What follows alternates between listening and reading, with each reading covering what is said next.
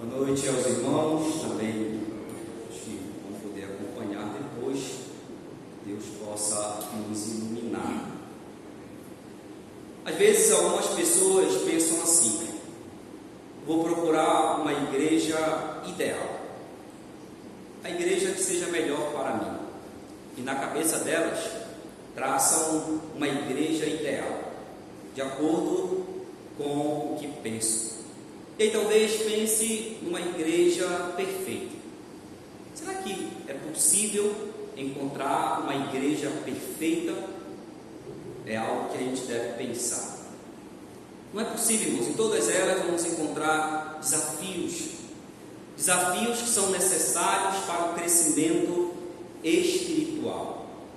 Embora não seja possível encontrar uma igreja perfeita, todavia existem alguns elementos sem os quais não poderíamos dizer que aquela reunião, aquelas pessoas formam uma igreja verdadeira.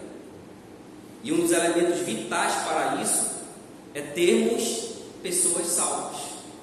Então isso é lógico, né? Termos pessoas salvas.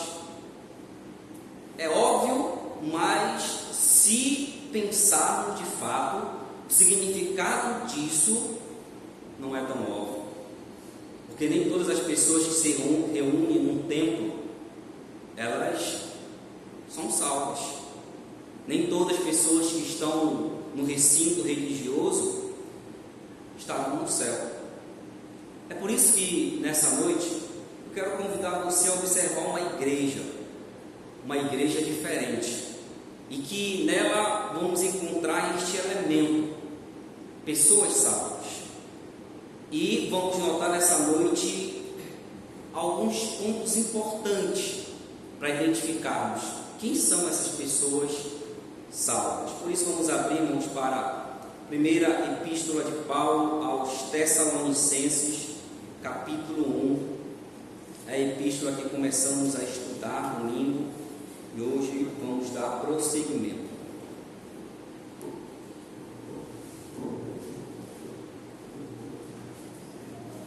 1 Tessalonicenses, capítulo 1, dos versículos 1,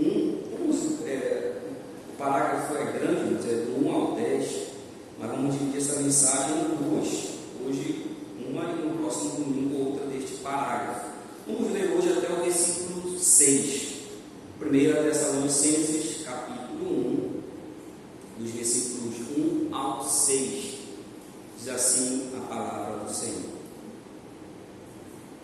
Paulo, Silvano e Timóteo, a igreja dos Tessalonicenses em Deus Pai e no Senhor Jesus Cristo, graça e paz a vós outros.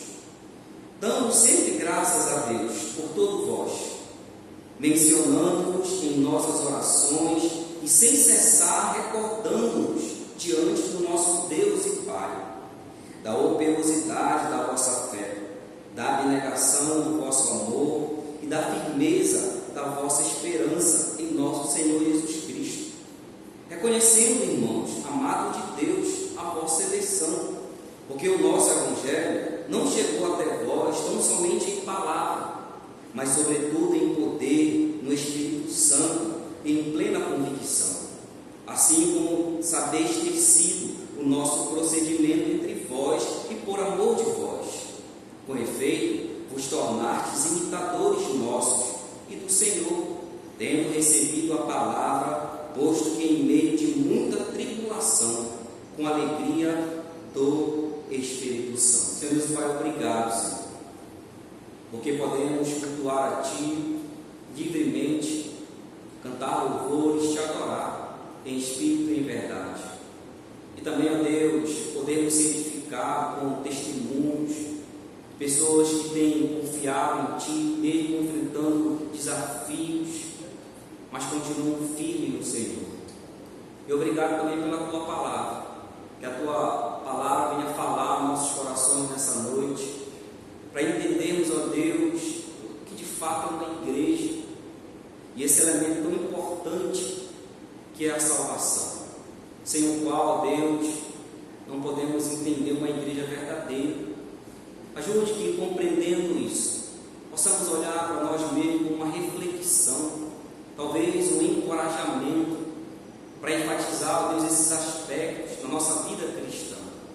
É isso que nós pedimos, em nome de Cristo nós oramos a Ti.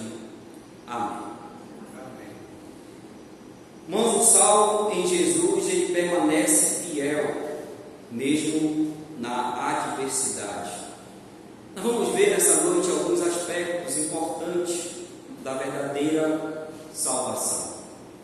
Aprendemos no último domingo que Paulo escreveu essa primeira epístola aos Tessalonicenses, auxiliados por Silas e Timóteo, que no texto aí, versículo 1, é Silvano.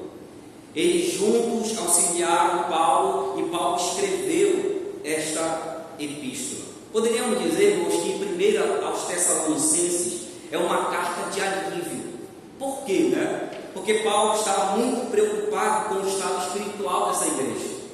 Os irmãos lembram que Paulo chegou ali em Tessalônica com um trabalho promissor, ele pregou na sinagoga durante algumas semanas, e aí houve resultado, pessoas se converteram, entre eles Jason, não está aqui, né? Mas entre eles Jason, se converteu e outros judeus, muitos gregos piedosos e muitas distintas mulheres. Irmãos, quando essas pessoas foram alcançadas pelo Evangelho, o Evangelho avança em Tessalônica, judeus motivados por inveja trouxeram homens perversos, da malandragem, diz o capítulo 17 de Atos. E essas pessoas alvoroçaram a cidade, invadiram a casa de Jason, não encontrando Paulo e seus cooperadores, levaram os irmãos arrastados perante as autoridades. Um trabalho promissor, mas que agora enfrenta perseguição. Paulo, irmão, não podendo ficar ali, ele teve que sair e foi para Bereia. Ele não teve tempo de preparar suficientemente esses irmãos, porque se prega o Evangelho e depois se discipula esses irmãos, ensina esses irmãos. Paulo não teve tempo. E aí, irmãos, esses irmãos começam a ser perseguidos por causa da fé em Cristo. Eles já se pagam ali uma fiança e eles são soltos. E a razão, porque conhecem a Cristo. Através do Evangelho, conheceram a Cristo. E agora a fé desses irmãos novos convertidos está sendo testada. Irmãos novos sendo testados. E aí, irmãos, Paulo caminha para Bereia. Ele prega lá também o Evangelho. E essas pessoas que estavam em Tessalônica vão e perseguem Paulo na Bereia. Paulo vai para Atenas e lá ele se encontra com Timóteo. Muito preocupado, diz: olha, Timóteo, volta a Tessalônica. Vê como é que está aqueles irmãos, porque eu estou preocupado com eles. Ele vai dizer que ele temia que o trabalho fosse em vão. Satanás tentasse esses irmãos e eles abandonassem a fé. E ele manda Timóteo. Depois ele se encontra com Timóteo lá em Corinto. E quando Timóteo traz o relato, o coração de Paulo se alegra. E ele escreve esta epístola. A primeira evidência que nós vamos ver ali da salvação desses irmãos da igreja de Tessalônica é a operosidade da fé deles. Olha como diz o versículo 2: damos sempre graças a Deus por todos vós, mencionando-vos em nossas orações e sem cessar, recordando-nos diante do nosso Deus e Pai da operosidade da vossa fé. Irmãos, Paulo destaca aqui uma igreja verdadeira. Ele diz no versículo 1 que essa igreja verdadeira está em Deus, em Cristo Jesus. Não era apenas uma igreja dos judeus, mas era uma igreja cristã, porque ele fala que ela está em Cristo Jesus. Os judeus tradicionais, a maioria deles não cria em Cristo. Diz: olha, essa igreja verdadeira, ela está em Deus e em Cristo Jesus. E aí Paulo diz: olha, eu sempre orei por vocês, porque vocês reconhecem a Deus como Pai e Jesus como Senhor. Portanto, uma igreja verdadeira, Cristo, o Messias, eles reconheceram isso. E aí Paulo lembra, irmãos, que ele orava por essa igreja. Eu penso aqui numa oração de Paulo em dois momentos por essa igreja. Primeiro, uma oração bastante preocupada, dizendo: Senhor, não deixa que meu trabalho tenha sido em vão lá em Tessalônica. Aqueles irmãos estão sendo perseguidos. Não deixe que eles fiquem enfraquecidos e venham abandonar a fé. Essa é a primeira parte da oração de Paulo. Mas depois que Timóteo chega, Paulo muda a oração. A oração agora é uma oração de gratidão. Diz o texto aí, em ação de graças, porque ele viu que a igreja se manteve firme.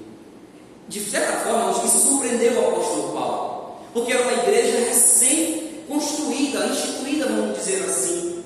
E aqueles irmãos se mantiveram firmes. Sabe por quê? Porque de fato eles foram salvos. E Paulo destaca isso aqui, mencionando-os em nossas orações e sem cessar, recordando-nos diante do nosso Deus e Pai da operosidade da vossa fé. Irmãos, enquanto alguns têm dificuldade de compreender a relação entre fé e obras, Paulo tem isso muito claro. Ele vai tratar aqui e mostrar que esses irmãos, eles creram em Cristo. É a primeira parte. É como se fosse uma moeda de dois lados. A salvação é a moeda. De um lado está a fé, de outro lado as obras. Eles depositaram a fé em Cristo, mas ao mesmo tempo, como evidência dessa fé, eles estavam vivendo o Evangelho. É por isso que Paulo fala aqui que a evidência da salvação desses irmãos, primeiro ele destaca a operosidade da fé. Não era apenas, irmãos, um sentimento a respeito de Cristo. Não era apenas um ato religioso, mas a fé que depositaram em Cristo se mostrou na conduta de vida. Eles estavam obedecendo a Deus. E notem que no meio de grande tribulação, a fé deles se evidenciou numa vida que obedecia a Deus e continuava seguindo firme no Senhor. Daí, irmãos, um elemento, se eu quero pensar quem é salvo, é alguém que crê em Cristo, mas que isso é visto na sua vida, na sua conduta. A operosidade da fé que Paulo fala aqui é um sinal externo e visível da salvação destes irmãos. Fé e obras andam juntos. Não basta dizer assim, meus irmãos, olha, eu creio em Deus e sei que Cristo veio a este mundo e morreu por mim. Isso não é suficiente, é uma parte. Sabe por quê? Porque não existe pessoas, Tiago vai dizer, mais crentes que Satanás. Ele crê em Cristo, no sentido de saber quem é Cristo, que ele é o divino, é Deus, mas ele não segue a Cristo, ele não obedece, ele rejeita todo o ensinamento da palavra. A conduta de Satanás nunca o mudou, porque ele é Satanás, embora ele saiba quem é Cristo. Então não adianta apenas pensar, eu tenho fé em Deus. Essa fé tem que produzir ações, boas obras, uma conduta, o meu caráter transformado. E Paulo destaca a evidência aqui, a operosidade da fé. Irmãos, Paulo está aqui testemunhando com esses irmãos que eles eram salvos, sob forte perseguição, mesmo que não tivessem passado por um discipulado. Isso chama atenção. Mas mesmo assim, a fé foi evidenciada na conduta de vida deles. Não apenas nos lábios eles creram, mas agora a fé produziu obras na vida deles. Fé e obras, caminhando juntos.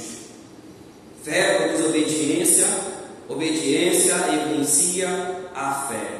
Uma relação que não é possível separar. Se eu creio em Deus, isso vai ser visto na minha conduta de vida. É a primeira evidência que encontramos nesse texto. A segunda evidência está no versículo 3 ainda. Olha como ele fala: recordando-nos diante do nosso Deus e Pai da operosidade da vossa fé e da abnegação do vosso amor.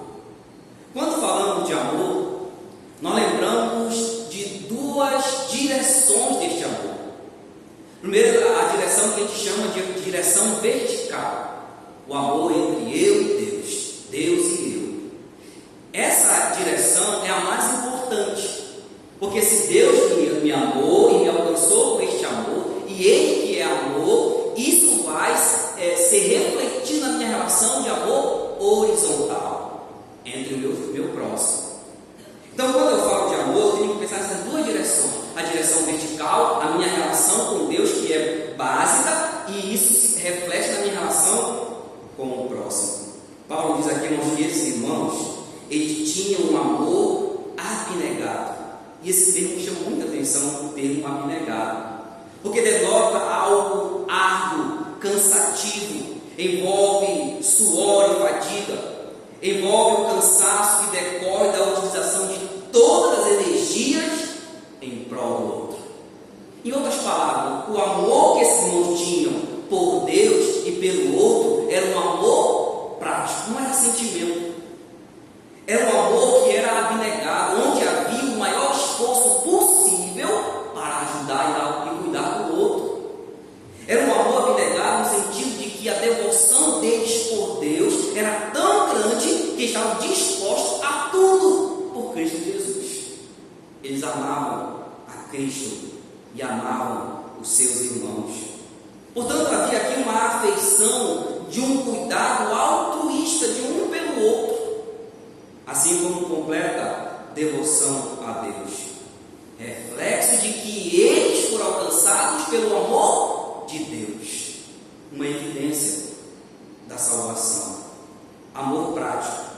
Irmãos, o amor é uma evidência na vida de alguém que foi salvo. Deus é amor. Se eu tenho dificuldade de amar o meu próximo, eu tenho que refletir sobre isso. Porque se eu consigo odiar, se eu consigo me irar ao ponto de cortar relações, se eu consigo olhar o outro com a intenção do meu orgulho, de satisfazer os meus desejos em prol do outro, tê-lo como objeto, meu coração não conheceu o amor ainda.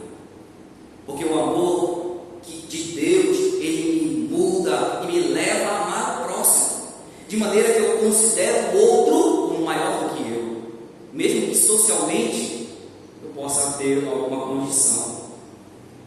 Portanto, esses irmãos tinham um amor verdadeiro, fé, amor. Mas olha também que há amor desses irmãos como evidência, a terceira evidência da salvação deles. Versículo 3 ainda.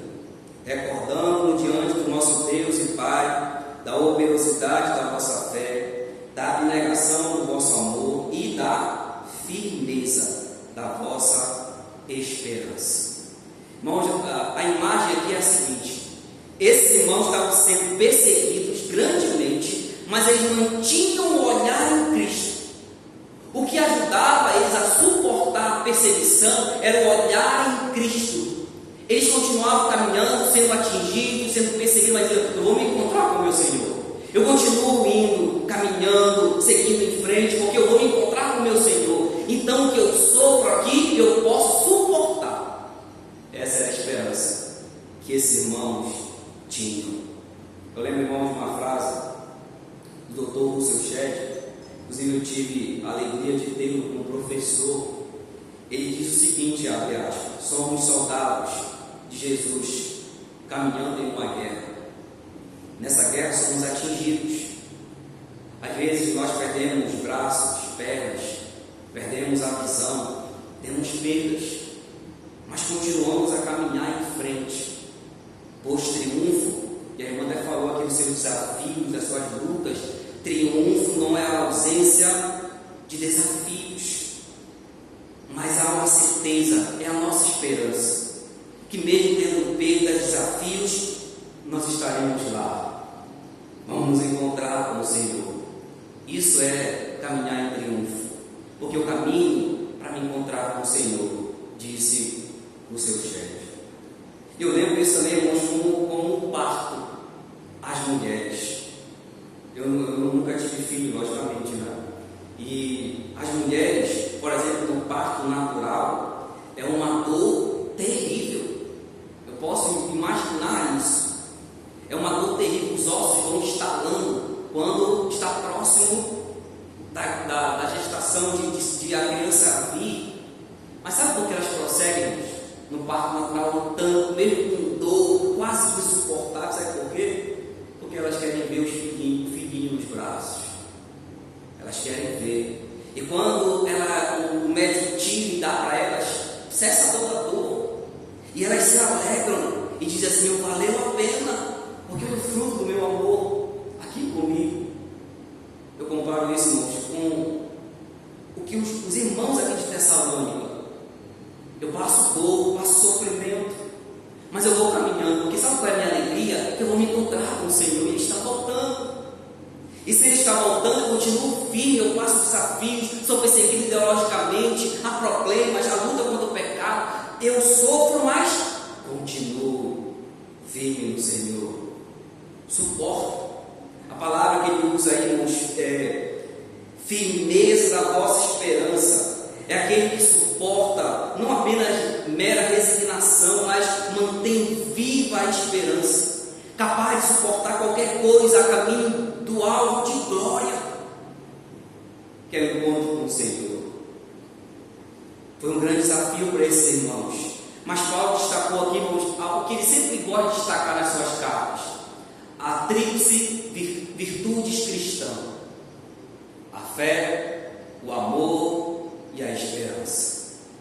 Essas três virtudes, elas estão presentes como evidência na vida de um salvo, genuinamente falando. Se eu tenho fé, essa fé se expressa na minha vida. Se eu tenho amor, esse amor é verdadeiro e é prático, o amor a Deus e ao próximo. Se eu tenho esperança, essa esperança não morre, nem com Covid, nem com desafios, nem com nenhum problema. Essa esperança se mantém e eu continuo em pé, porque eu estou olhando para Cristo. Três virtudes que são, irmãos, evidências indeléveis de que alguém de fato é salvo: fé, amor e esperança. Meu amado irmão, se essas três virtudes cardeais e fundamentais, que são três das maiores evidências da salvação na vida de um cristão, eu penso: será que eu tenho essas três virtudes? Será que a minha fé é uma fé verdadeira? Será que o meu amor é um amor de Deus? Será que a minha esperança é viva e se mantém mesmo sob dificuldades? Você tem que pensar nisso, eu tenho que pensar nisso. Quer saber se uma pessoa é salva? Veja se ela ama as pessoas de verdade, se ela tem afeição por Deus, de maneira que Cristo para ela é prioridade. Agora, se uma pessoa, irmãos, é orgulhosa, que ela vive não uma ação em si, mas um estilo de vida em torno de si mesma, ela pensa apenas em si, ela odeia e vive uma vida egocêntrica, não existe amor nesta vida, porque isso não tem nada a ver com o amor de Deus. Quer saber uma pessoa verdadeira, verdadeiramente salva, se ela continua firme na caminhada cristã? Veja, nós, esse ano que passou e esse ano, estamos ainda enfrentando incertezas, enfrentando perigos ainda. Mas diante desse desafio, eu continuo firme no Senhor. Eu continuo abrindo a minha Bíblia todos os dias e lendo, me fortalecendo no Senhor. Eu continuo orando, eu continuo vindo à igreja, servindo a Deus. Eu continuo firme, trabalhando para Deus, porque a minha esperança não está nas circunstâncias. Eu continuo caminhando com Jesus. Quero me encontrar com Ele. É preciso que eu faça essa análise. Se essas evidências estão presentes na minha vida, na sua vida: a fé, a esperança e o amor. Às vezes nós acabamos, irmãos, que queremos calar nossa consciência, tentando justificar os nossos comportamentos. Eu sei que não somos perfeitos, Às vezes a nossa fé realmente parece que se abala. Às vezes realmente eu falho no meu amor ao próximo. Às vezes realmente a esperança ela fica trêmula diante das lutas da vida. Mas jamais eu perco a esperança. Jamais eu deixo de entender que o amor me leva a perdoar, a reconhecer, a resolver as dificuldades que me levaram a não amar aquela pessoa. E as evidências de uma vida que ama a Deus, mesmo que às vezes eu possa cair, o Senhor me ajude, eu sou fraco. Eu quero trabalhar, me envolver, te amar, lutar contra o pecado. Eu quero fazer essas coisas e Ele continua firme. É isso que eu preciso olhar nessa noite. Uma igreja verdadeira tem evidências da salvação. E vimos aqui 3 virtudes fundamentais, evidências: a fé, o amor e a esperança. Irmãos, também, olhe comigo o versículo 4 a 6. Um outro aspecto da salvação é o chamado que acontece, o chamado para a salvação. Alguém lê, por favor, na igreja, o versículo 4 e o versículo 5.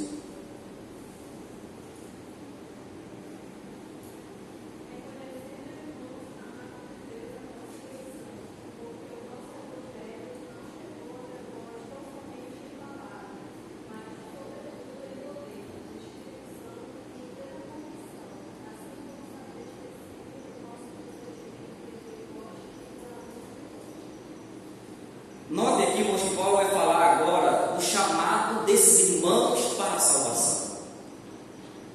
Ele começa considerando esse chamado, e eu tenho que pensar nisso também. O chamado envolve, que é o chamado principal, o chamado para a salvação. Paulo fala disso em Romanos, que Deus me escolheu e um dia esse chamado é efetuado na minha vida, quando eu sou alcançado pelo Evangelho. Esse é o chamado principal, chamado básico da vida de um indivíduo, chamado para a salvação. Claro que existe também um outro chamado, chamado para servir, quando Deus me dá um dom, e então eu sou chamado para servir de acordo com aquela capacidade. Mas esse chamado é em decorrência do chamado para a salvação. Fui chamado para a salvação e depois chamado para servir. Olha que Paulo diz como base do chamado desses irmãos, que é a eleição. Versículo 4: reconhecendo, irmãos, amados de Deus, a vossa eleição. Você pergunta, por que Paulo diz aqui que esses irmãos, com absoluta convicção, que eles eram eleitos? Por que Paulo diz isso, irmãos? Com convicção. Reconhecendo, irmãos, amados de Deus, a vossa eleição. Por quê? Porque o que ele falou no versículo 3, que esses irmãos tinham o quê? Uma fé operosa, tinham um amor abnegado, tinham uma esperança firme. Paulo, irmãos, constatou as virtudes fundamentais na vida desses irmãos. Olha, vocês são eleitos. O amor de Deus alcançou vocês.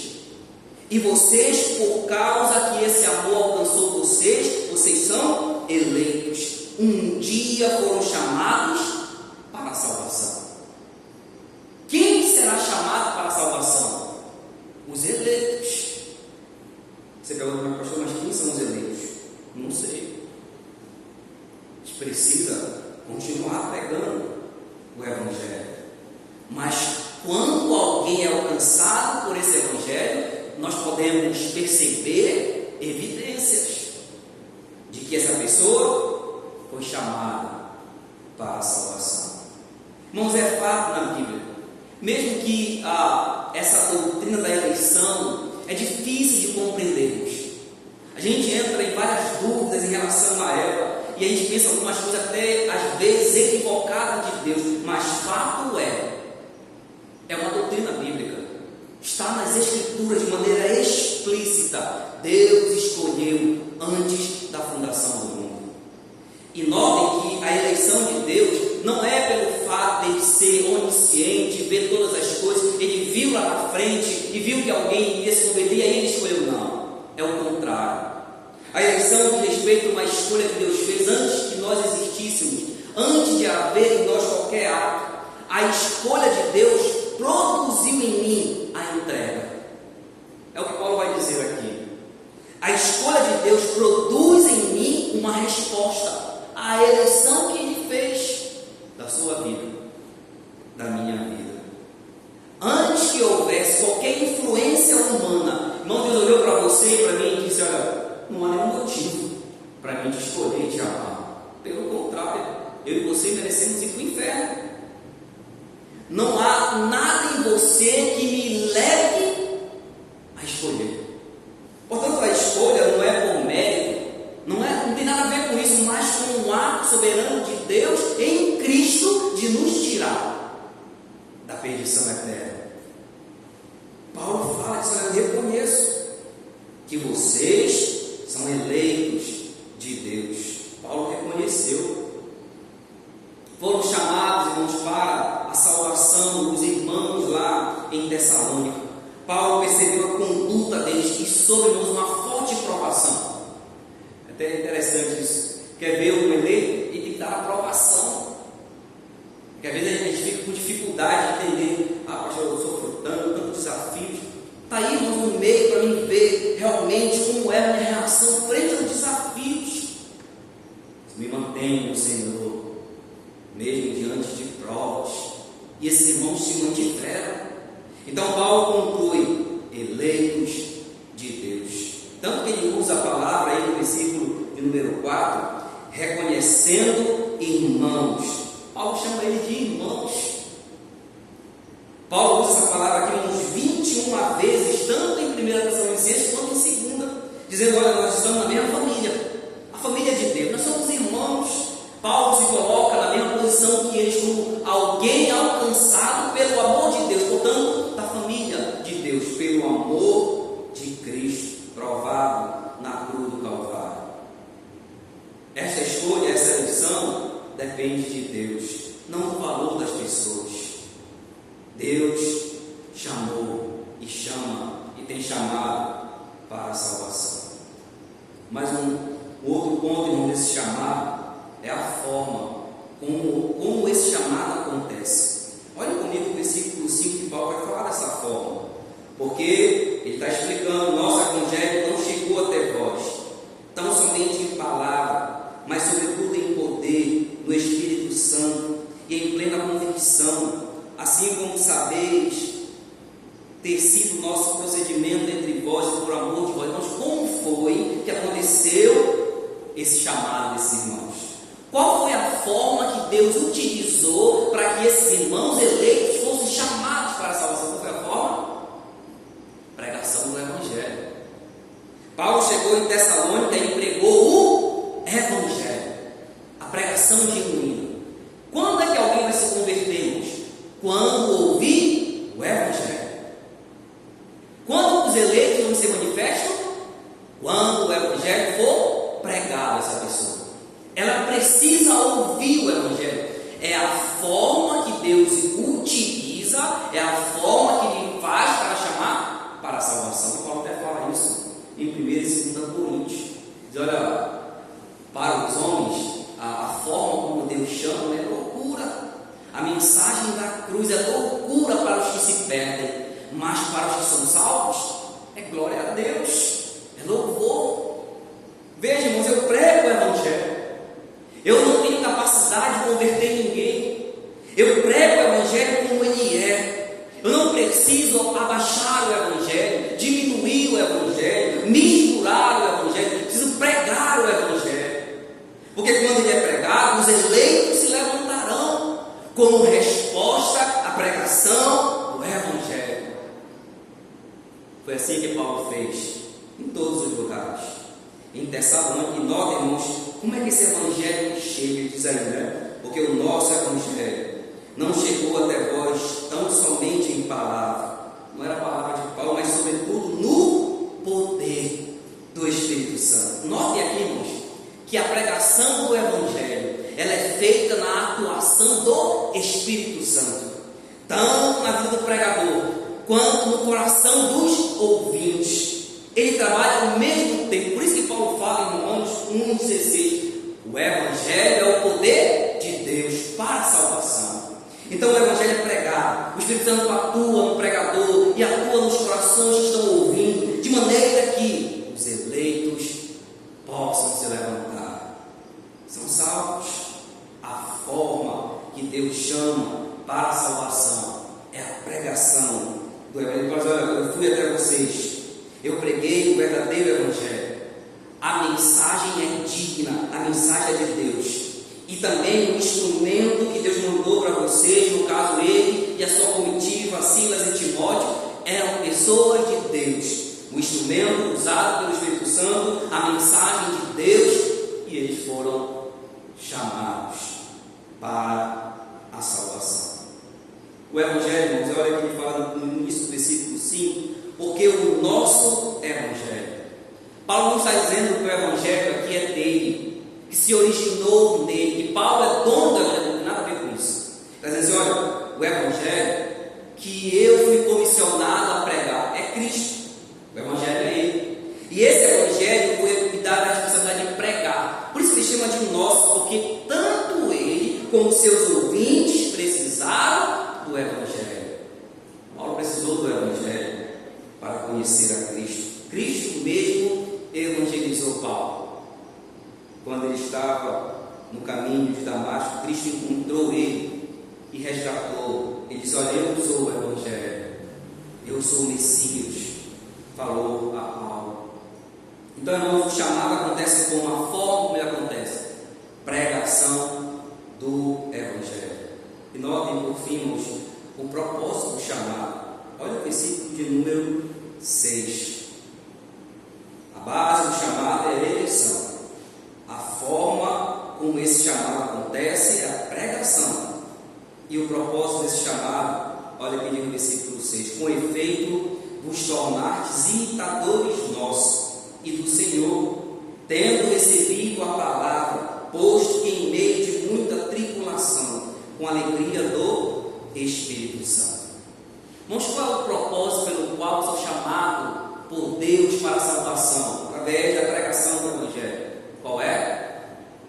Que em mim seja imprimido a imagem de Cristo Jesus, de forma que a minha vida passe a imitar a Cristo Jesus.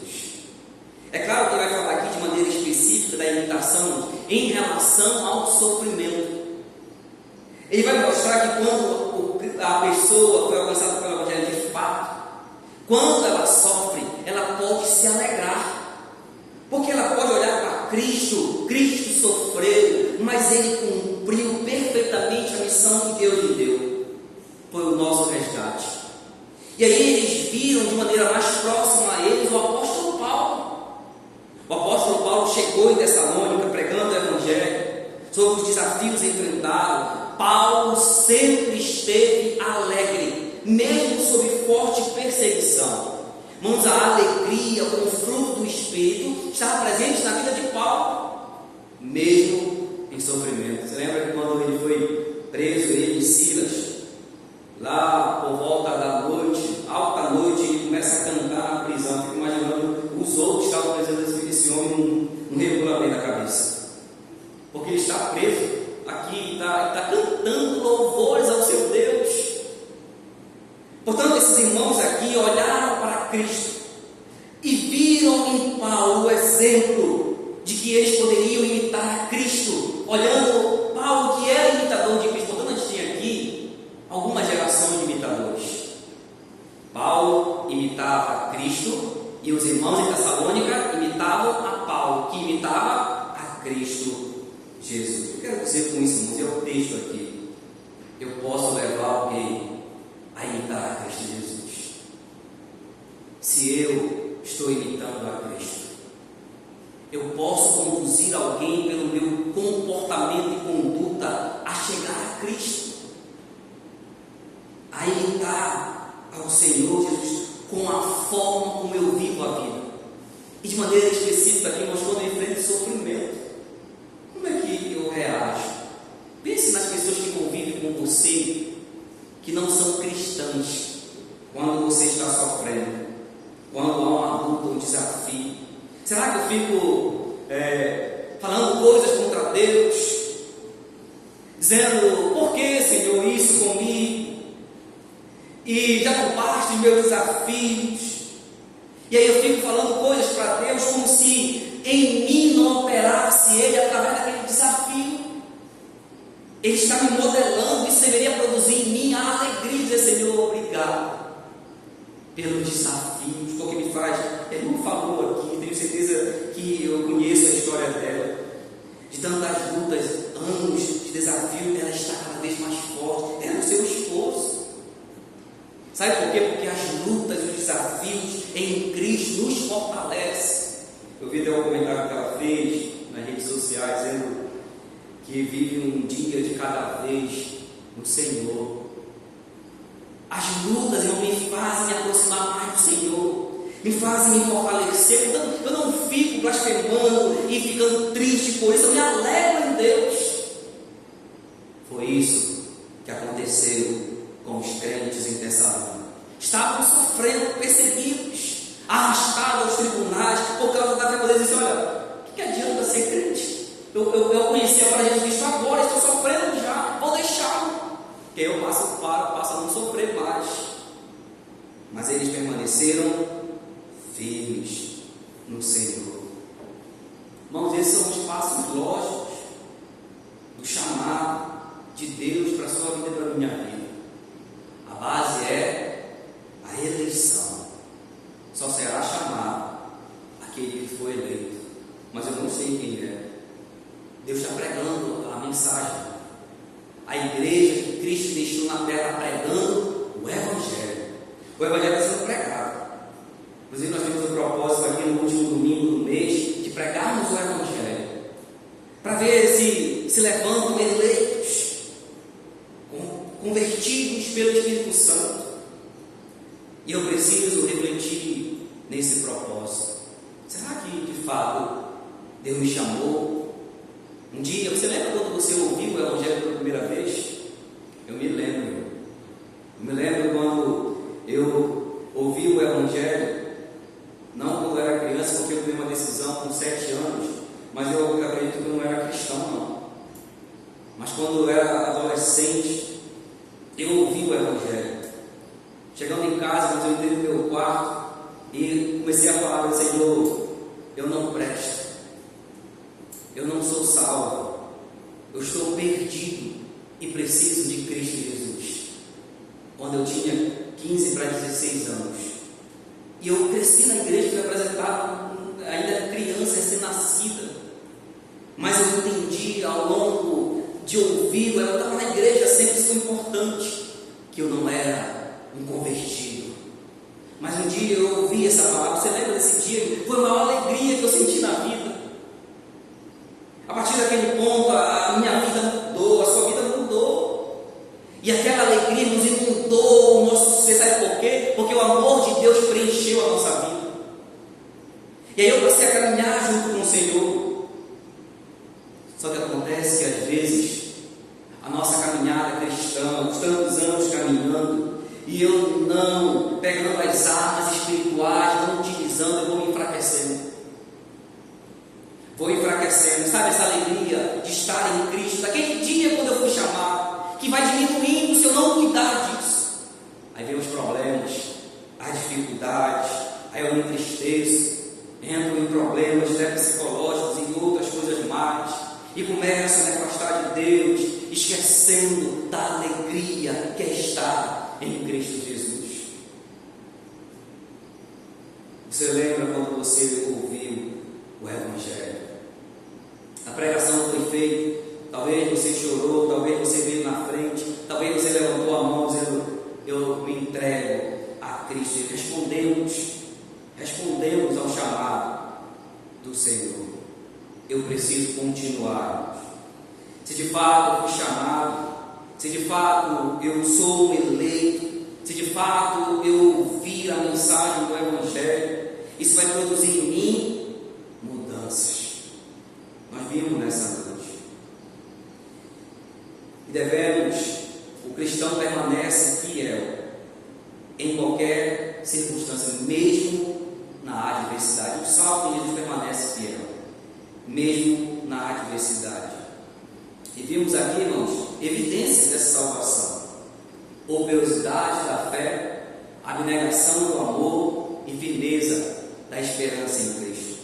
Depois vimos o segundo aspecto da salvação, que é o chamado para a salvação, que tem como base a eleição. A forma como foi feito esse chamado é a pregação do Evangelho com a finalidade e o propósito de sermos imitadores de Cristo Jesus. Quero que você baixe sua